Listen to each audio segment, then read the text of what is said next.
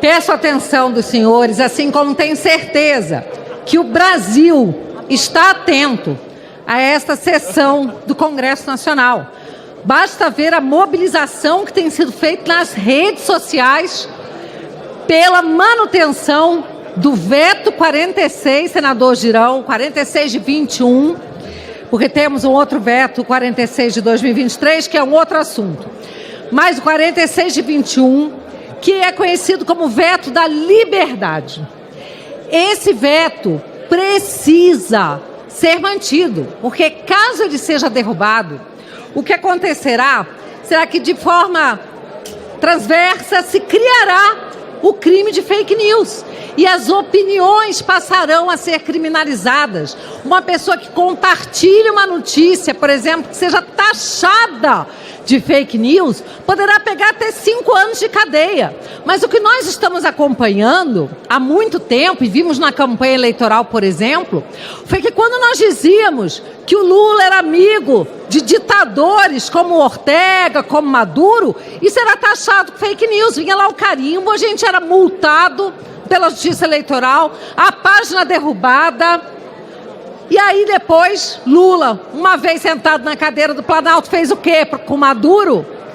Que é um criminoso internacional, não pode sair da Venezuela, mas veio ao Brasil recebido com tapete vermelho.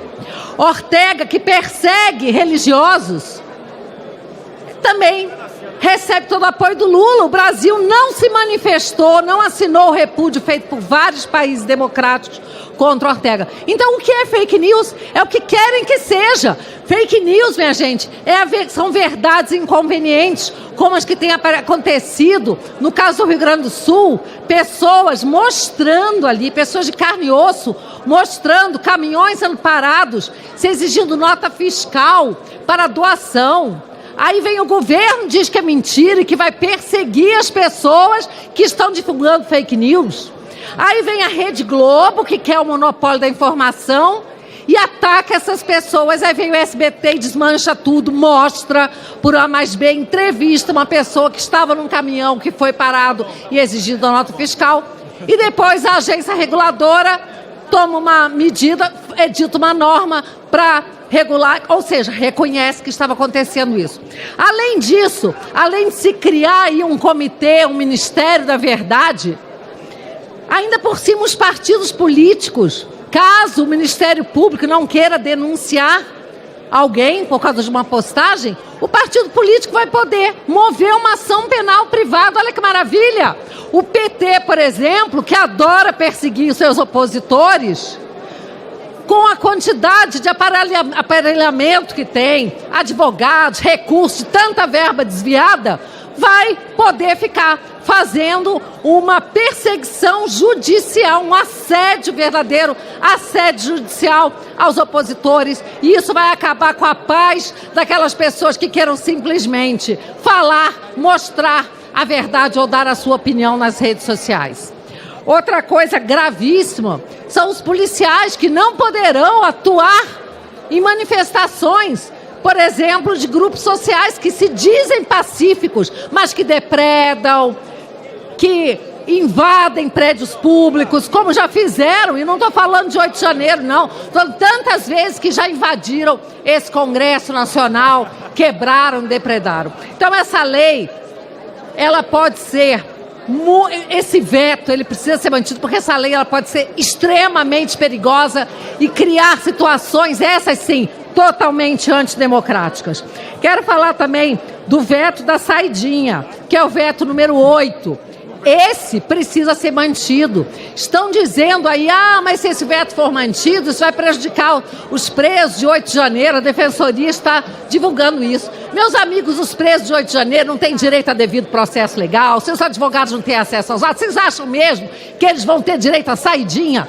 Quem vai se beneficiar da saidinha são os bandidos de sempre, traficantes, estupradores, pessoas que sempre se beneficiaram desse sistema e iam para a rua para voltar a delinquir. E é por isso que essas pessoas que praticam atos violentos contra pessoas não podem, de forma alguma, ter esse benefício. Então, pela manutenção do veto 46 e a derrubada do veto número 8. Muito obrigada. Senhor presidente, hoje é um dia importante para o Brasil, porque nós vamos votar matérias que são matérias sensíveis no plano nacional. Um tema é a questão da Lei de Segurança Nacional, o veto 46, que trata da tipificação dos fake news, a criminalização da fake news. No ambiente, e a gente vai votar essa matéria foi vetada pelo ex-presidente Bolsonaro, e eu já adianto que o meu voto vai ser pela manutenção do veto do presidente Bolsonaro, porque a gente está vivendo um momento hoje onde os conceitos de desinformação, de fake news, ele depende de uma variável. A variável de onde vem. Se a origem do conteúdo é de um campo político diverso daquele que comanda o país hoje, então é desinformação, é fake news, tem que criminalizar.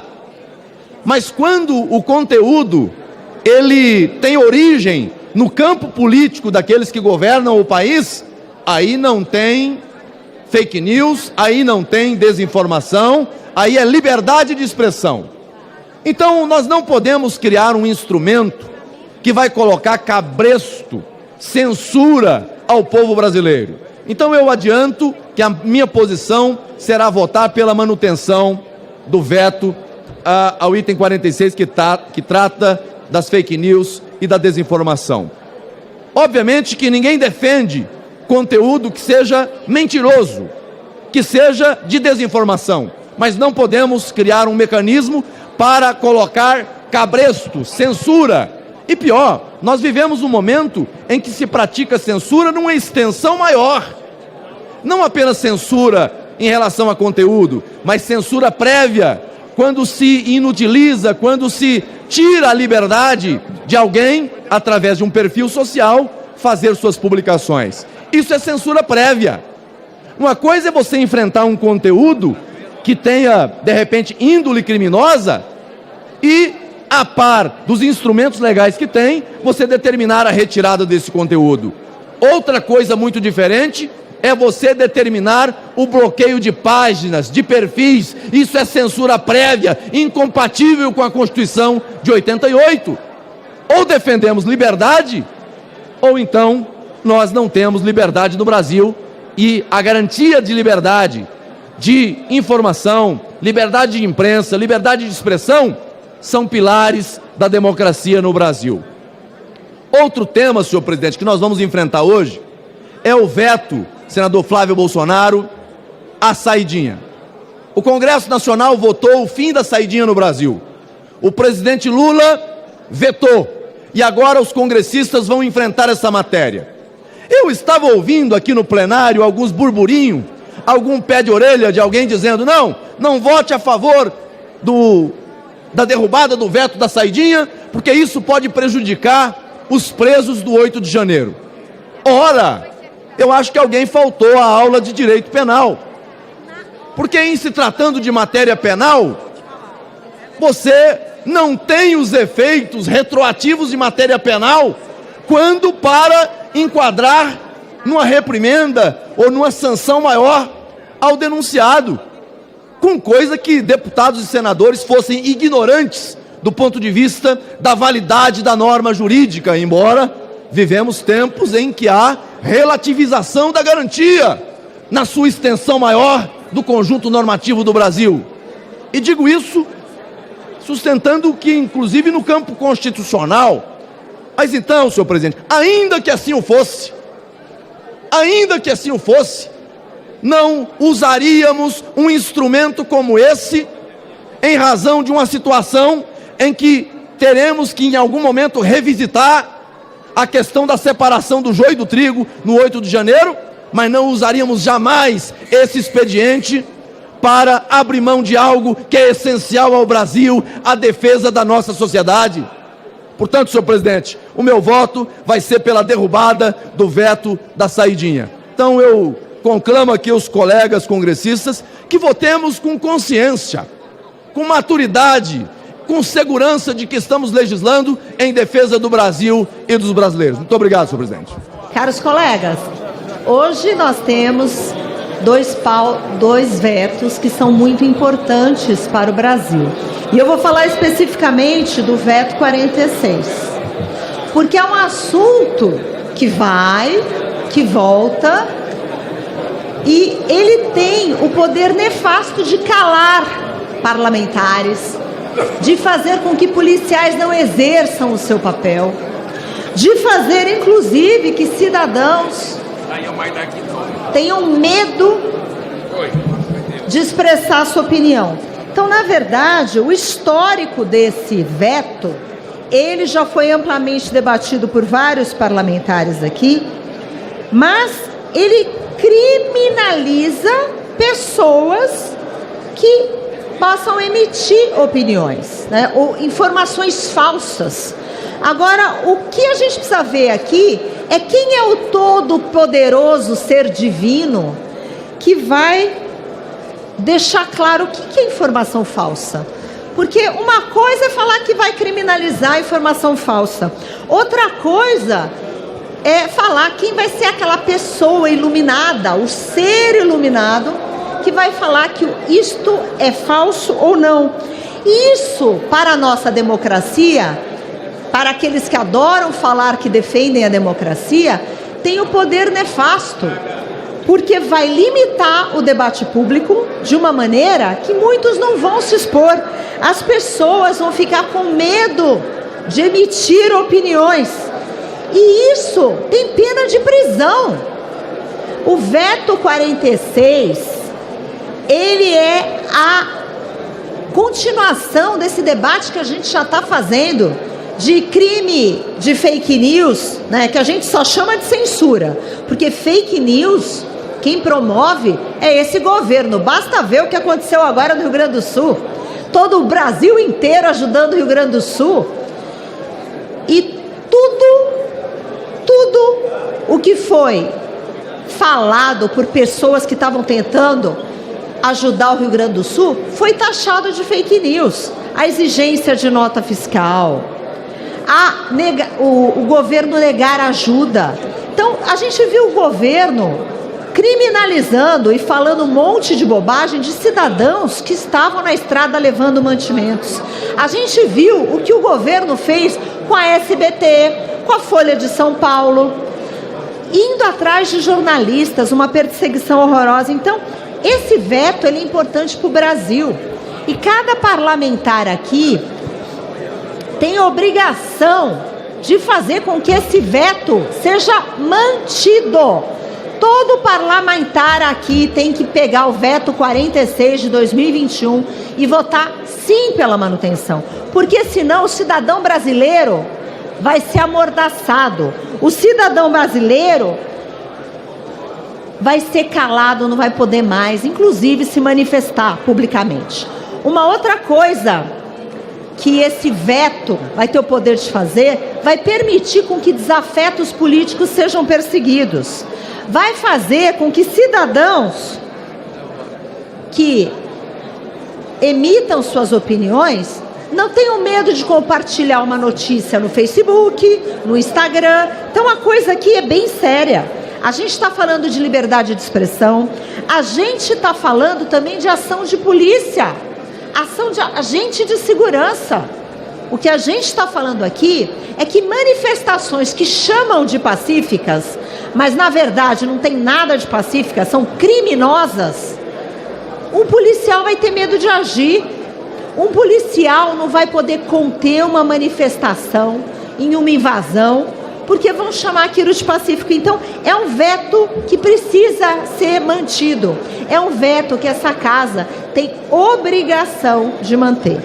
E eu só peço atenção agora, porque se a gente passa a criminalizar a fala, a manifestação ou compartilhamento, a nossa democracia, que está morrendo pelas beiradas por canetadas autoritárias, ela fica ainda mais frágil. Porque todo mundo que tiver uma opinião divergente será perseguido e poderá ser preso. Por isso, sim, pela manutenção do veto 46 de 2021. Obrigada, presidente. Nessa sessão do Congresso Nacional deixa muito claro qual que é o posicionamento do governo Lula, qual que é o posicionamento do ministro da Justiça, Lewandowski, em relação às nossas forças policiais, às nossas forças de segurança pública e em relação aos criminosos.